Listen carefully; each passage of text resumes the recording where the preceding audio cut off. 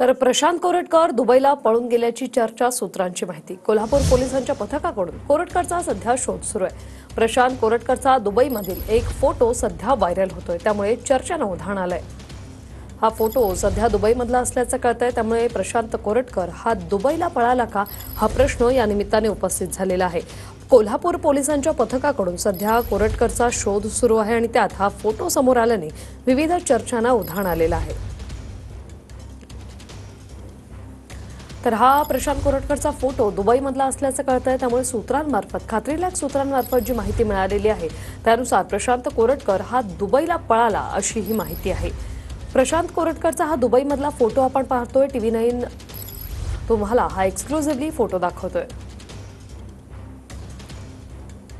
तर यावर मिटकरी काय म्हणाले ते पाहूया आपण।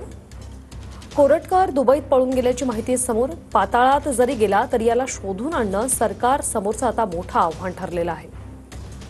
नागपूरवरून थेट दुबई गाठण्याकरता कोरटकरने दंगलीचा आधार घेत पळ काढल्याचं एकंदरीत दिसतं।